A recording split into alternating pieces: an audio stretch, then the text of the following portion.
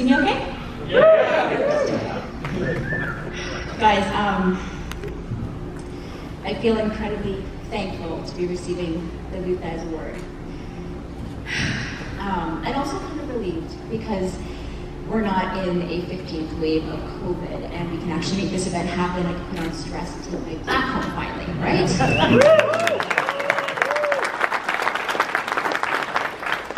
No, I really am honored. I mean, if you look at the name of past winners, to be joining that name is quite special. And I would rattle them off and get a cheap pop for them, but I don't think this is the right place for that. So, or is it exactly the place for that? It is exactly the place. Yeah. All right. So past recipients of the Luthez Award include the Rated R Superstar Edge, 6-time world champion Booker T, John Bradshaw Layfield, and good old JR.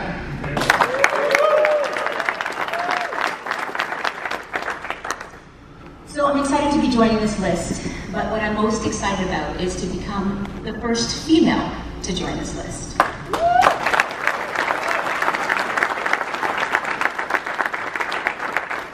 Do you guys remember when the phrase, "to fight like a girl," was a bad thing?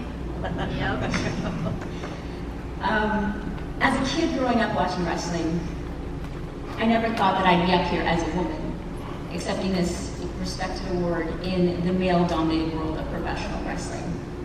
I watched wrestling because I loved wrestling, I was entertained, but never did I envision that I could be standing here, never did I think that this could be a reality for me. I'm beyond thankful to the George Tragos Luthez Pro Wrestling Hall of Fame. Please turn your mirrors off.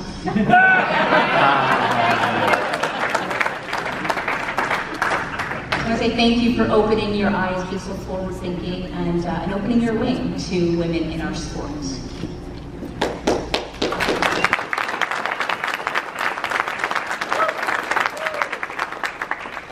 Representation is so incredibly important. When the people you see and the voices you hear in an industry aren't like you, it's hard to envision yourself in that industry being part of it.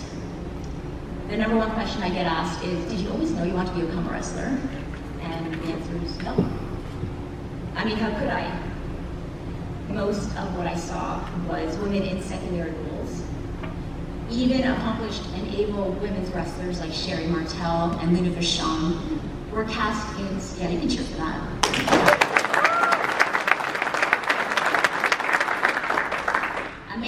Amazing women wrestlers, but they were cast in secondary roles, and that's what I saw. And yes, we had glimmers of hope when we saw the Rock and Wrestling Connection rise to prominence, and we saw Wendy Richter, and we saw Cyndi Lauper going and doing their thing. And of course, we saw London Blaze, true to her name, blaze a trail in the 90s. Yeah. But when I signed my contract in 1999, what I saw was a prominent display of puppies at the pay-per-view.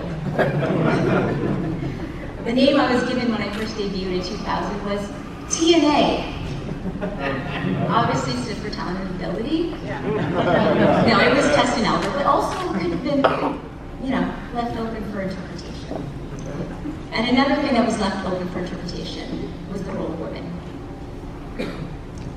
To be honest, I didn't know what I was signing up for.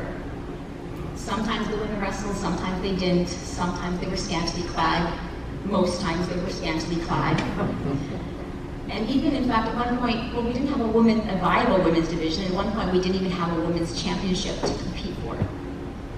I didn't know what the expectations were for me because there really wasn't a measuring stick at that point. But what I did know was what I was capable of. And I knew that I could throw down like the boys. And I knew that given the chance, I would use that opportunity to kick down the preconceived notions of what a female could do in this business.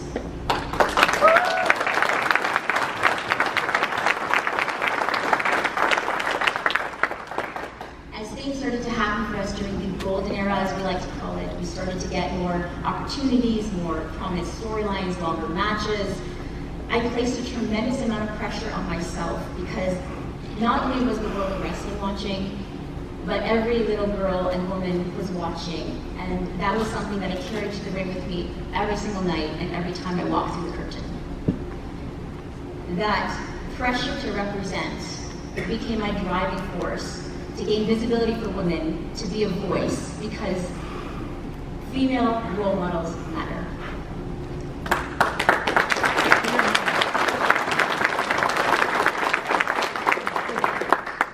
And why does it matter? Because in today's world, whether we like it or not, what we see on our screens impacts our lives and shapes our view of the world. So supporting women and seeing them in these roles, it allows us to then see the power that they have to influence, to inspire, and representation is crucial, because if she can see it, she can be it.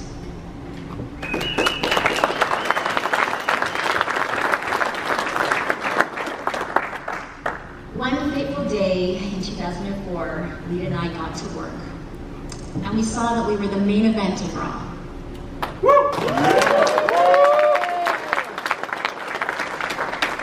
At that time, we didn't really realize the significance of it. We just didn't want to shit in bed that night. But as we look back now, and I hear the words of Charlotte Flair or Natty Neidhart, saying that them seeing us up there they knew that one day that could be a possibility for them as well.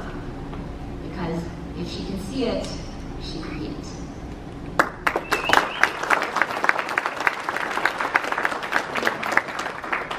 And while we've made tremendous progress as women, we are still underrepresented. And underpaid, maybe?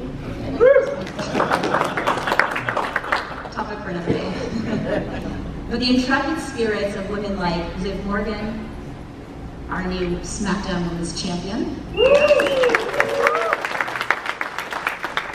Bayley, Bianca Belair, Becky Lynch, Charlotte, and Britt Baker, just to name a few, exemplify what's right in our industry.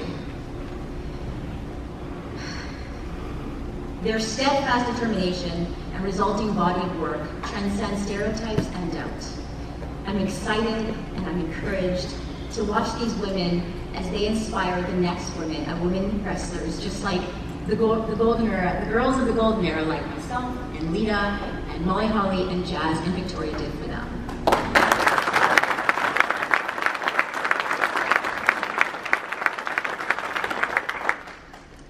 They say actions speak louder than words.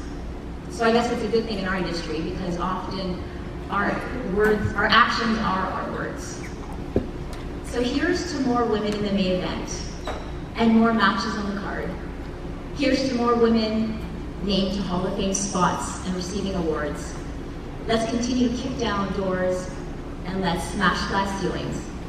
And let's fight like a girl, because girls kick ass.